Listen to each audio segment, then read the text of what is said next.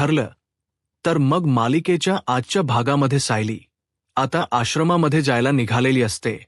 तेच आता प्रतिमा आणि त्याचसोबत सुमन या दोघीही जणी पूजा करत असतात. दोघी जणी पूजेसाठी म्हणून पुढे येतात तर ते आता धूप वगैरे लावत असतात. तेच सायली पाटमोया प्रतिमाकडे पाहत असते. पाटमोया प्रतिमाकडे पाहिल्यानंतर तिला ना एकदमच ती पुन्हा दृश्य दिसू लागतं जे की लहान तन्वी तिथे उभी आहे आणि ती सुद्धा आईकडे तसंच बघते आणि आईकडे हट्ट धरते की मला सुद्धा धूप हवा आहे, मला सुद्धा पूर्ण घरात धूप पसरवायचं आहे असं काहीच. मग आता हे सगळं जेव्हा आठवत ना सायलीला, तेव्हा सायलीला आता समजतच नसतं की हे सगळं मला का आठवतोय आणि या सगळ्याचा मला का त्रास होतोय, काही समजत नसतं. तेच दुसरीकडे आता अस्मिताच डोकी काम करण्याचं झालेलं असतं. अस्मिताला आता समजत नसतं कारण अस्मिताला जे आहे ते आता इंटरव्ह्यूसाठी जायचं असतं. पण अस्मिता जाणार तरी कशी इंटरव्ह्यूला, कारण आज तर कल्पनाने सांगितलेलं असतं की गोल्याला आम्ही सांभाळणार नाही. मग त्या गोलूच करायचं काय. मग तिने चैतन्याला कॉल केलेला असतो. चैतन्याला कॉल करून ती घडलेली हकीकत सांगू लागते. मग चैतन्य तिला सांगतो की यावर एक सोल्युशन आहे, ते म्हणजे तू एक काम कर, गोलूला घेऊन घराबाहेर पड, पुढचं काय करायचं ना गोलूचं ते मी बघतो असं देखील आता त्यांनी म्हटलेलं होतं. आता जेव्हा या सगळ्या काही गोष्टी तिने म्हटलेल्या होत्या ना, तेव्हा आता या सगळ्या गोष्टी ज्या आहेत त्या बघूनच ना आता जे अस्मिता आहे तिला हसवीत होतं. म्हणजे चैतन्याने सांगितलेलं असतं की तू गोलूला घेऊन ये आणि गोलूला जे सांभाळायचं आहे ना ऑफिसच्या बाहेर ते मी सांभाळतो. मग अस्मिता सुद्धा चकित होते. अस्मिता चैतन्याला म्हणते, काय तू सांभाळणार आहे गोलूला? हो मी सांभाळणार आहे, ज्या पटकन घेऊन ये जा गोलूला, असंही तिने आता सांगितलेलं असतं. मग एवढं सगळं झाल्यानंतर इथे ते ती सुद्धा खूप जास्त खुश होते. म्हणजे आधी तिने विचार केला होता की खरंच तिला खूप टेन्शन आलं होतं की कसं जायचं इंटरव्ह्यूला. आज तर बोलवलं सुद्धा आहे इंटरव्ह्यूला आणि आता हे असं, मग कसं ॲडजस्ट करायचं काही म्हणून समजत नव्हतं. पण आता सोल्युशन मिळाल्यामुळे अस्मिता खूपच जास्त खुश असते. इकडे तिकडे पाहत असते. मग अस्मिताच्या लक्षात येतं की चला फायनली आपलं काम झालेलं आहे. चैतन्य ब्या पद्धतीने तिला अशा वेळीला ॲडजस्ट करत होता आणि त्यामुळेच ना तिला अगदीच भरून आलेलं होतं. ती आता फाईल्स वगैरे बघते, व्यवस्थित आहेत का सगळ्या, जेणेकरून तिला पटकन निघता येईल. तेच दुसरीकडे आता प्रतिमाकडे सायलीने हट्ट धरलेला असतो की तिलाच धूप सगळ्या घरामध्ये पसरवायचं आहे. म्हणजे आधी सुमन घेत असते, पण सुमनकडून ती म्हणते की प्लीज ना सुमन काकू मला द्या ना, मी पूर्ण घरात धूप पसरवते. मग आता सुमन का होई नाईलाज असं तिला आता तो धूप देते आणि मग काय सायली तो धूप घेऊन बाहेर पडते आणि सगळ्या घरामध्ये तो धूप पसरवते. जेव्हा ती सगळ्या घरामध्ये ते आपल्या हाताने धूप पसरवत असते ना, तेव्हा सुमन प्रतिमाकडे पाहत असते. तर सुमन आता प्रतिमाला म्हणत असते की तुम्हाला काय वाटते, जे मला वाटते तेच तुम्हालाही वाटते का? सांगा ना वहिनी. हो सेम, मलाही तेच वाटते. म्हणजेच आता जेव्हा तन्वी सुद्धा लहान असायची ना, तेव्हा ती सुद्धा तसंच काहीच करायची, म्हणजे हट्ट धरायची आणि हट्ट धरून पूर्ण म्हणजे घरामध्ये तो धूप पसरवायची. हे सगळं काही तन्वी करायची आणि या सगळ्याच गोष्टी सेम सायली सुद्धा करते. म्हणजे ब्याच गोष्टी या दोघींच्या मॅच होतात. पण हे सुद्धा कसं काय मॅच होते मला कळतच नाहीये, असंही आता सुनची आहे ती प्रतिमाला बोलत असते. तेच आता सायली जी आहे ती सुद्धा पूर्ण घरामध्ये धूप पसरवत असते आणि तेव्हाच ना तिच्याही लक्षात येतं की हे गोष्ट जी आहे या आधी सुद्धा झालेली आहे का? म्हणजे ती मुलगी जी लहान आहे, जी तन्वी, ती आता तिला दिसू लागते आणि त्यामुळेच ना आता ती विचार करते की हे एवढं कसं काय पॉसिबल आहे. म्हणजे प्रत्येक वेळेला सेम टू सेम सगळं कसं काय दिसू शकतं, हाही पॉइंट असतोच की. आणि म्हणूनच मग आता ती थोडा विचार करत असते, सगळ्याच गोष्टी सेम टू सेम कशा घडतायत. दुसरीकडे आता अस्मिता गोलूला घेऊन बाहेर जायला निघालेली असते. तर कल्पना तिला विचारते की अग तू आता कुठे चालली आहेस. तर अस्मिता सांगते की अगं मॉम, तूच म्हणालीस ना काल की गोलूला सोडून कुठे जायचं नाही. मग आज गोलूला घेऊन जाते आणि तसंही गोलूला फिरवून आणते. मी थोडं कसं घरात बसून बसून कंटाळतो, मग रडाड करतो. तो त्यापेक्षा जरा फिरवून आणते ना. अगं पण ही काही वेळ आहे का बाहेर घेऊन जायची? तुला कळते का काही? अगं वाजलेत किती आता, एवढं कडाक्याचं ऊन आहे आणि त्याला तू बाहेर घेऊन चाललीस. कल्पना तिला विचारतेस आता अस्मिता तिला म्हणत असते की नाही ना मॉम, अगं तसंही तो वैतागतो ना गात बसून. मग निदान मी विचार केला की त्याला बाहेर घेऊन जाऊया. बाहेर घेऊन गेलं ना की त्याला ना बरं वाटेल, असंही विचार ना आता करायला लागलेली असते ती. मग तेव्हाच कल्पना म्हणते की थांब थांब, मी सुद्धा येते तुझ्यासोबत. तू अशीच नको जाऊस एकटी, असंही आता म्हटलेलं असत. आणि तेव्हाच ना कल्पना म्हणत असते की चल मी सुद्धा येते तुझ्यासोबत, म्हणजे तुला काही वाटणार नाही. आणि असं बोलून ना ती आता तिच्यासोबत यायचा हट्ट धरत असते. पण तेव्हाच ना नको नको मी जाईन असंही आता ती म्हणत असते. मॉम तू येऊ नकोस, हेही तिने आता सांगितलेलं असतं. आणि जेव्हा या सगळ्या काही गोष्टी सांगितल्या जातात तेव्हा आता प्रतापही कल्पनाला सांगतात की जाऊ दे तिला घेऊन. तिच्या मुलाला अशी काय करतेस तू? तसंही तूच म्हणतेस ना ती कोणा घेऊन जात नाही म्हणून. अगं मग आता घेऊन जाते तर जाऊ दे ना, असं काय करतेस तू? असंही आता म्हटलेलं असतं. मग आता कल्पना म्हणते की तुम्हाला कळतंय का, घेऊन जायचं काही नाही, पण ही वेळ ऐका हो, ऊन किती आहे बाहेर म्हणून म्हटलं. पण प्रताप आता कल्पनाला समजवतात आणि राहू दे, नको काहीच बोलूस. तर दुसरीकडे मात्र आता सायली पूर्ण घरामध्ये धूप तर पसरवते. त्यानंतर तिच्या पायाला ना एक अशी ड्रॉइंग बुक सापडते आणि मग ती ड्रॉइंग बुक तिला भेटल्याबरोबर ती विचारते की ही ड्रॉइंग बुक नेमकी कोणाची आहे. मग तेव्हाच ना प्रतिमा आता तिला सांगतात अग ही ड्रॉइंग बुक ना नवीची आहे. मग ती ड्रॉइंग बुक आता ती बघतच बसलेली असते, कारण आहे ना तिला काहीच जाणवत असत. आणि मग आता ती त्या ड्रॉइंग बुकमध्ये एक एक चित्र बघत असते. मग तिला प्रतिमा सुद्धा एक एक चित्राची ओळख करून देत असते की हे चित्र नेमकं कसलं आहे, काय आहे, या प्रत्येक गोष्टीची ओळख करून दिली जात असते. मग तेव्हाच ती म्हणत असते की हे चित्र ना तिने ना रविराजांच्या वाढदिवसादिवशी काढलं होतं, त्यांना गिफ्ट द्यायचं म्हणून. तुला सांगते ना बऱ्याच काही गोष्टी ना अशा केल्या आहेत तिने की एवढा आनंद होतो ना. अग तुला काय काय सांगू, कसे कसे चित्र त्यांनी काढले ते. असंही आता म्हटलं जातं. जेव्हा आता या सगळ्या काही गोष्टी बोलल्या जातात तेव्हा मात्र आता सायली म्हणत असते की हे चित्र कधी काढले. तेव्हाच ना प्रतिमा सांगत असते की हे चित्र तीच या घरचं शेवटचं चित्र आहे. यानंतर आता तिने एकही चित्र काढलेलंच नाही, म्हणजे सगळंच काही हो सगळंच इथेच संपल. म्हणजे आता ती ज्या घरात असेल ना त्या घरात ती रंग भरत तर असेलच, असंही आता म्हटलं जातं. तेव्हा सायलीला एक वेगवेगळे भास होत असतात.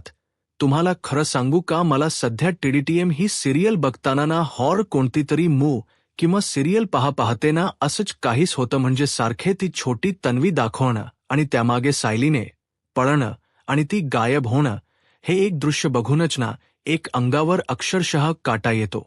तुम्हाला काय वाटते मला कमेंटमध्ये नक्की सांगा. हे हॉर मूव्ही सारखे दाखवतायत की नाही. त्याचबरोबर इकडे प्रतिमा तिला सांगते की हे तीच शेवटचे चित्र होतं आणि ते चित्र बरोबर सायलीने ना आपल्या नजरेमध्ये कैद करून घेतलेलं असतं. तेच आता प्रतिमा म्हटलेली असते की आता कुठे असेल आमची तन्वी खरंच माहीत नाही, पण हे तन्वीने काढलेला आमच्या लास्टचे चित्र होतं. खूपच सुंदर चित्र तन्वीने आमच्या काढलेलं आहे. तेव्हाच ना इथे मधुभाऊंना घरी आणलेलं असतं. तर कुसुम जी आहे ती सगळ्या काही गोष्टी नर्सकडून ऐकून घेत असते.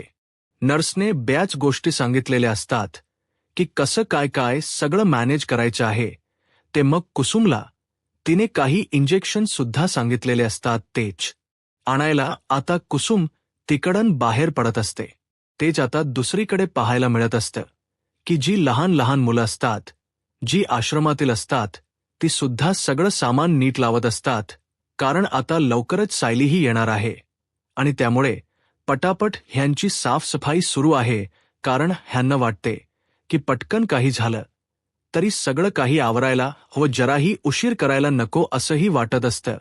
तेच आता दुसरीकडे सायलीताई कधी येणार आहे असा हट्टच असतो सगळ्या मुलांच्या. मग तेव्हाच ना त्या कुसुमताई जे आहे त्या मुलांवर वर ओरडतात, काय रे तुम्हाला समजत नाही का? किती आवाज करताय? अरे थांबा ना, आजच आले आहेत ना मधुभाऊ. त्यांना जेव्हा बरं वाटेल तेव्हा तुम्ही भेटू शकता ना. त्या मुलाला ना मधुभाऊंना भेटायचं होतं आणि म्हणूनच त्या मुलांना हट्ट धरत होते. आणि तेव्हा इकडे आता कुसुम त्यांच्यावर ओरडत होती. तर कुसुमला ती मुलं तरी म्हणत होते की काही झालं ना तरी सुद्धा आम्हाला एक टेन्शन आलाय, आम्हाला आमची जेव्हा सायली ताई येईल ना तीच भेटू देईल आमच्या मधुभाऊंना, तू नाही देतेस ना भेटू असंही आता ती म्हणत असते.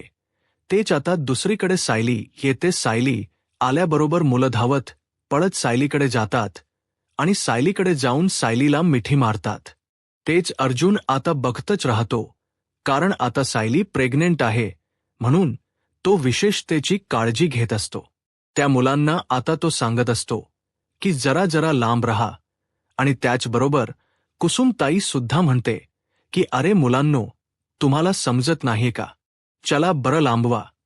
तुम्ही पहिल्यासारखी मस्ती करू शकत नाही. सायली ताईसोबत तिला धक्का वगैरे लागला तर असंही आता म्हटलं जातं.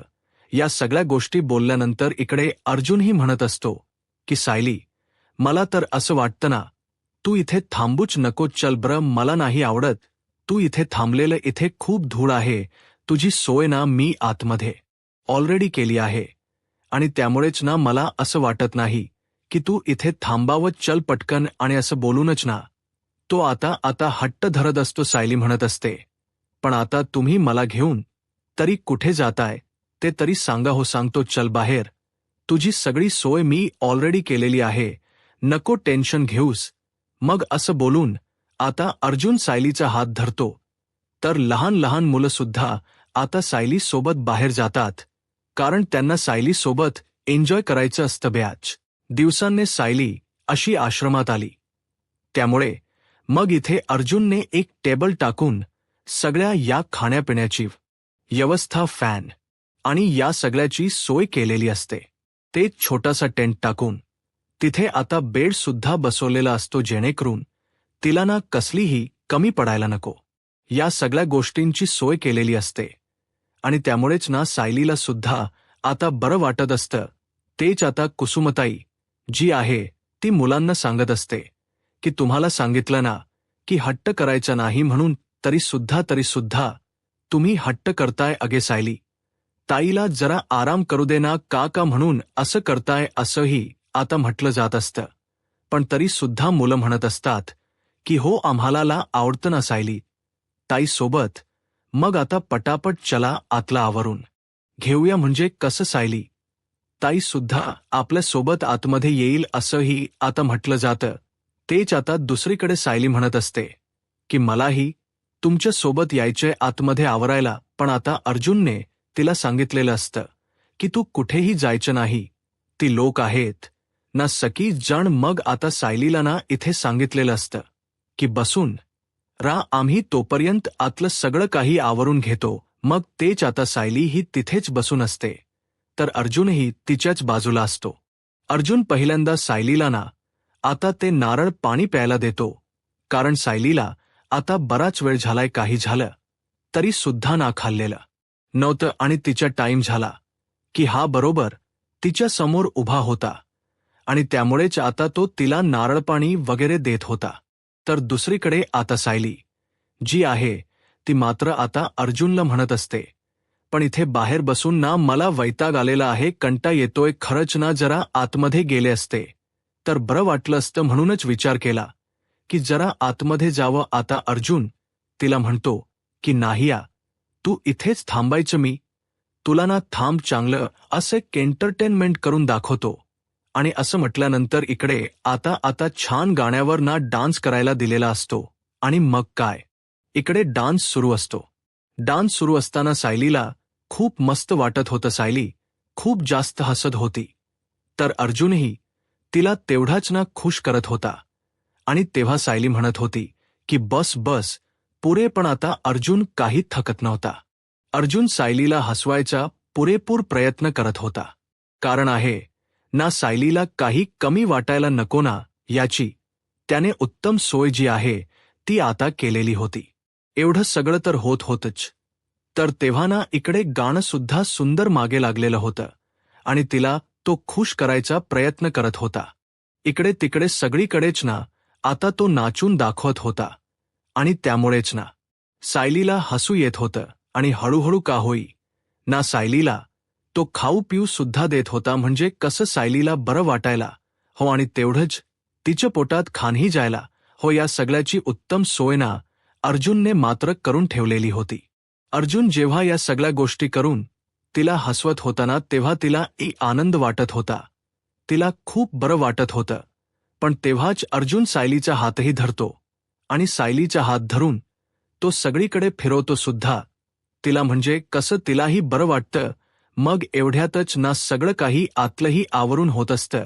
तोपर्यंत अर्जुनने सायलीला तितकं खुशही ठेवलेलं होतं. म्हणजे तिला वाटणारही नाही ना की नुसतं आपण बसून राहिले म्हणूनच थोडासा का होई ना डान्स करून त्याने दाखवलेला असतो.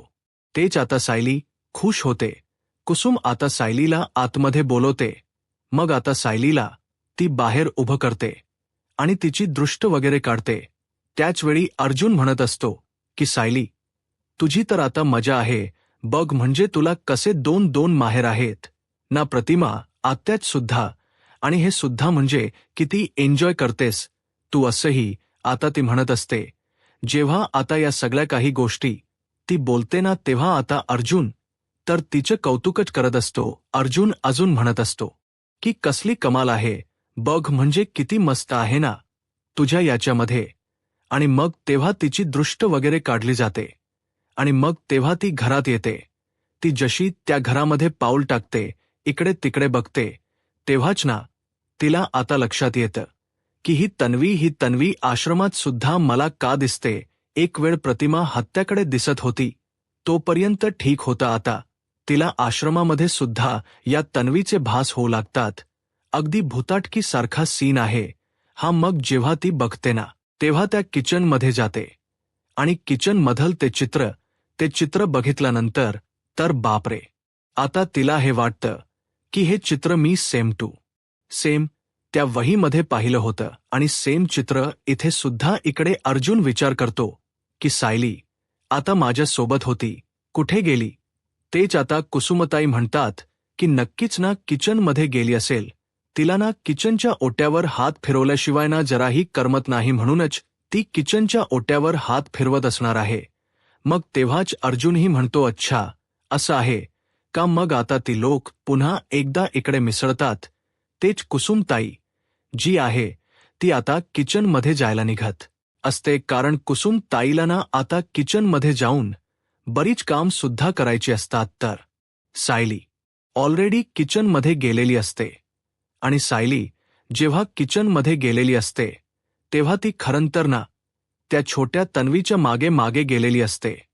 आणि तेव्हा किचनमध्ये जाऊन तिला ते चित्र दिसतं आणि ते चित्र बघितल्यानंतर तर ना आता खूप मोठा धक्काच तिला बसलेला असतो. कारण ते चित्र आणि ते होणारे भास हे सारखं सेम असतं आणि काही म्हणून फरक नसतो. त्यामुळेच ना कळत नसतं की हे सगळं काय होते. म्हणजे ही तन्वी प्रतिमत्यांकडे दिसत होती तोपर्यंत ठीक होतं, पण आता ही तन्वी इकडे सुद्धा दिसायला लागली म्हटल्यावर आता तर मात्र शंच झालेलं असतं. काय करावं ना काही म्हणून सुधरत नसतं. मग ती विचार करते की ह्या मुलीनेच हे चित्र काढलंय. पण हे चित्र तर मी काढलं होतं ना लहानपणी. कारण आता कुसुम आतमध्ये आलेली असते आणि कुसुमने तिला हे सांगितलेलं असतं. कुसुम म्हणते की काय स्वतःच काढलेल्या चित्राकडे ओढ टक लावून काय बघायचं. त्यावर आता सायली म्हणत असते, कुसुमताई तू हे काय बोलतेस.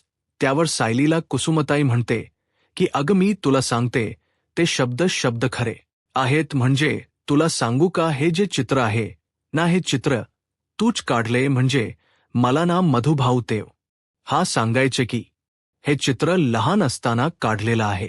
मग सायली तर त्या चित्राकडे एकटक बघत बसते, कारण तिला आता कळत की बरोबर हे सगळं असंच असणार आहे. कारण हे सेम चित्र तिने आजच पाहिलेलं होतं, प्रतिमा आत्तांकडे असलेल्या त्या वहीमध्ये, जे की तन्वीने काढलेलं होतं. आणि तेच सेम चित्र इकडे सुद्धा आता तिला दिसू लागतं.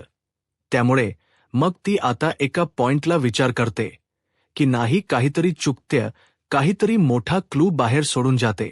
म्हणजे ही तन्वी म्हणजे मीच आहे का, आता तिला मनोमन वाटायला लागलेलं असतं. आणि मग काय, कुसुम तिकडून निघून गेल्यानंतर तिथे जी तन्वी उभी असते ना, तिच्याशी आता सायली बोलायला सुरुवात करते आणि तिला विचारते की तू मला इथे सारखी सारखी का दिसतेस? तुझा माझा काय संबंध आहे? सांग ना, तुझा माझा काय संबंध आहे? ती जेव्हा तिच्या पाठमोया आकृतीकडे हात लावायला जाते ना, तोपर्यंत तिकडनं ते पळून गेलेले असते. कारण आहे ना, ती आता एक अदृश्य सावली असते. आणि तेव्हाच सायली तिला हात लावणार, तेव्हाच तिने पळ काढलेला असतो. तर सायली सुद्धा तिच्या मागे जायचा प्रयत्न करते, पण सायलीच्या हाती काही ती लागत नाही. त्यामुळे सायलीच आता एकदमच चकित झालेली असते व सायलीला कळत नसतं की हे सगळं चाल तरी काय, तिला आता होणारे भास हे घरातही होतायत आणि आता बाहेरही तेच. आता तिच्या मागे मागे ती जाते तेव्हा तिला ते दृश्य दिसतं, जे की मधुभाऊंसोबत ती बसलेली आहे. आणि मधुभाऊ तिला आता एक एक घास भरवत, हा घास काऊचा, हा घास चिवचा असं म्हणून तिला खेळवतायत, त्यासोबत भरवतात सुद्धा आहे. या सगळ्या गोष्टी आता दिसत असतात. आणि त्यामुळेच ना, एका पॉइंटला ती आता विचार करू लागते की हे सगळं का दिसते मला? म्हणजे मधुभाऊंच्या तन्वीचा सुद्धा संबंध म्हणजेच नक्कीच नाही मी आहे, असाही विचार तिच्या आता मनामध्ये येतो. यूट्यूब चॅनलला सबस्क्राईब करा आणि व्हिडिओ लाईक करा. धन्यवाद.